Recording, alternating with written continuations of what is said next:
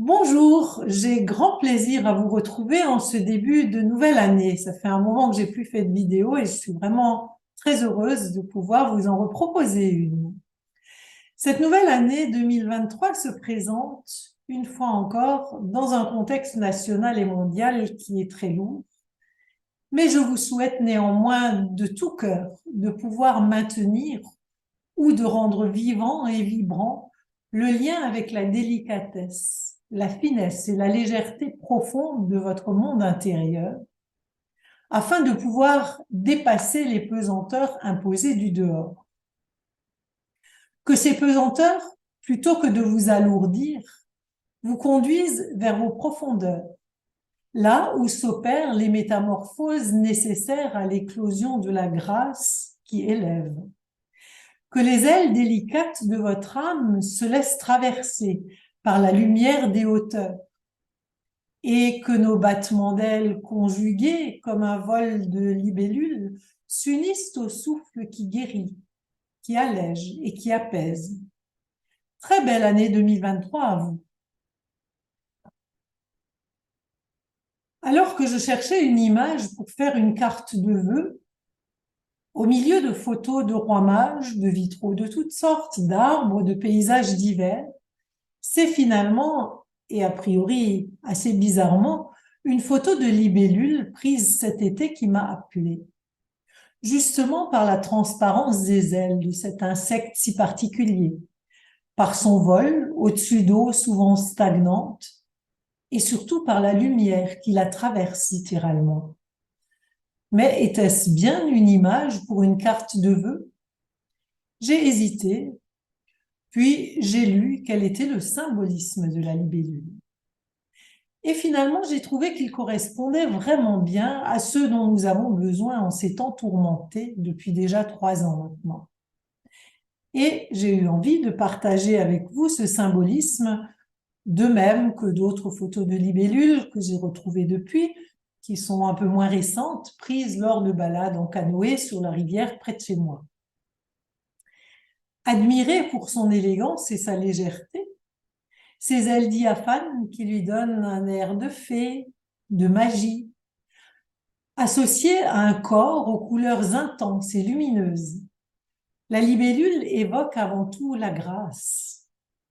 Rattachée aux sphères célestes et donc à l'air, elle symbolise essentiellement l'élévation spirituelle et la grandeur d'âme, peut-on lire dans le dictionnaire des symboles, mythes et croyances de Corinne Morel. Elle représente donc la part féminine de l'être, son anima, son âme.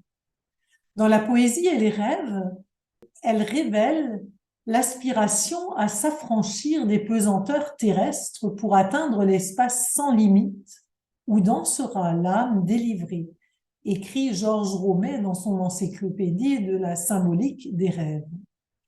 Mais au-delà de cette image aérienne qui représente la part immatérielle de l'être, la libellule est aussi un insecte.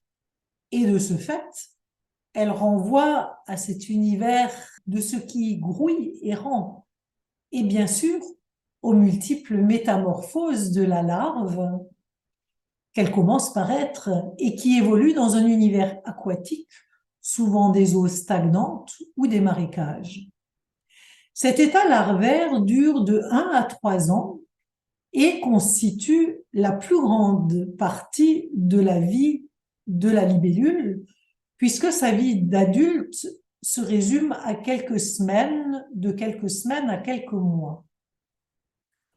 Durant la période larvaire, la libellule va muer jusqu'à une quinzaine de fois, ce qui s'explique par la rigidité de son squelette externe qu'elle doit quitter pour se développer.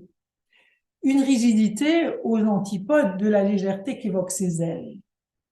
Il y a, il faut l'avouer, un côté mécanique à ce long corps constitué de parties dures et distinctes qui s'articulent un peu comme un robot, pourrait-on dire, à l'image des automates fabriqués par Héphaïstos dans sa forge sous-marine.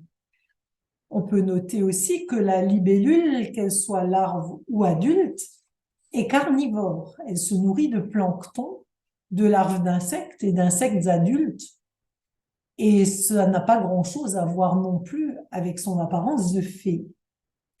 Il y a donc une évidente ambivalence dans l'image de la libellule, à la fois rigidité du corps et flexibilité du vol, limitation et liberté, pesanteur et légèreté, ordre et fantaisie, mécanique et poésie, et pourquoi pas corps et âme. Ces métamorphoses et le milieu aquatique dans lequel elle vit nous renvoient astrologiquement à une dimension plutonienne ou scorpion, de lourdeur parfois, de profondeur, de transformation. Nous retrouvons là le travail de Forge d'Héphaïstos et si ça vous intéresse, n'hésitez pas à regarder la vidéo que j'ai faite sur ce sujet, sur mon site. Mais son vol et ses ailes si fines ont le pouvoir de l'élever au-dessus des eaux lourdes des étangs et de faire briller les couleurs aux accents métalliques de son corps de mille feux. Ainsi, la libellule peut éveiller en nous aussi bien notre pouvoir de métamorphose opéré dans les profondeurs de l'être que notre élan d'affranchissement des pesanteurs et servitudes terrestres et aquatiques. Peut-être bien est-ce la première incursion durant quelques mois en cette année 2023, au mois de mars plus précisément, incursion de Pluton dans le signe d'air du Verseau, qui m'a conduite inconsciemment à choisir l'image d'une libellule pour mes vœux. Nous retrouvons dans cette association de Pluton et du Verseau quelque chose de la libellule. Pluton et ses difficiles métamorphoses nous relie aux eaux stagnantes et aux larves du scorpion, ainsi qu'à la tâche à accomplir pour nettoyer, purifier, transformer, assouplir les rigidités mécaniques, accomplir l'inaccompli et les métamorphoses nécessaires pour devenir libellule. Et ceci dans l'univers du Verseau, signe d'air sous la maîtrise d'Uranus, le ciel étoilé, qui ouvre à la transcendance, à la créativité qui en découle et à la légèreté du vol. Ce Verseau est représenté par Ganymède, les chansons des dieux, à qui il offre le breuvage d'immortalité qu'il déverse dans le ciel comme une eau vive aérienne immatérielle versée pour nous, pour ceux qui ont soif, afin que nous lui donnions corps sur terre. Mais le Verseau peut aussi se perdre dans une technologie outrancière qui viserait à faire de nous des robots et à rejoindre le côté sombre de Pluton qui fige et qui fixe. Prométhée est une figure propre à illustrer ce propos. J'en reparlerai peut-être dans une conférence en direct sur Zoom dans les prochains temps, une conférence qui pourrait aussi être vue en replay, mais dites-moi en commentaire si cela vous intéresserait, ça nous donnera un peu de courage pour faire ce travail. À nous donc aujourd'hui de faire un choix pour cette année 2023 et les suivantes où Pluton entrera définitivement en Verseau, où il restera longtemps puisque ce sera jusqu'en 2043-44.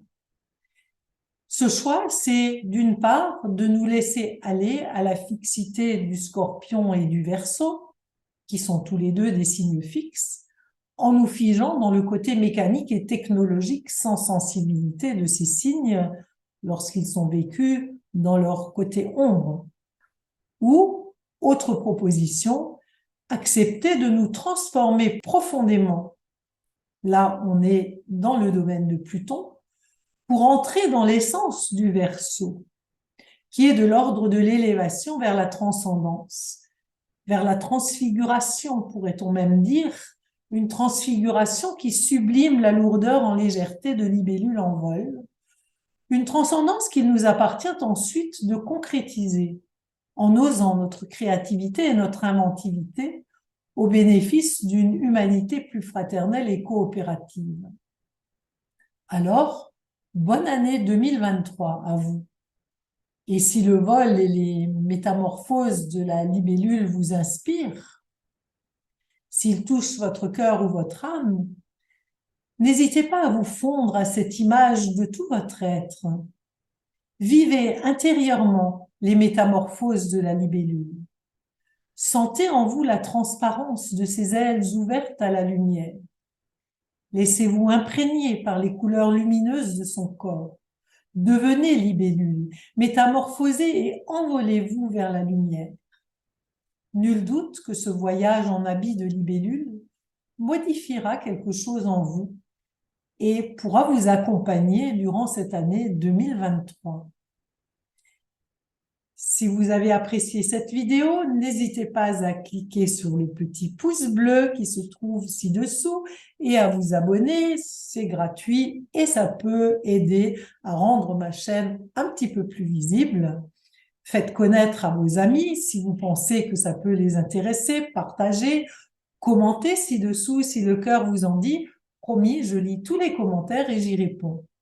Et si vous avez envie d'approfondir, allez visiter mon site. Vous y trouverez plein d'articles. Vous pouvez aussi me laisser votre adresse mail, ce qui vous permettra d'être au courant des activités que je propose et de la sortie de mes articles ou des prochains livres. Et mieux encore, je vous rappelle, vous l'avez vu sur l'image, je vous rappelle que j'ai écrit 2 livres qui justement parlent de Pluton et du Scorpion et qui parlent aussi d'Héphaïstos, entre autres, et aussi de plein d'autres mythes qui pourront peut-être vous inspirer, vous toucher.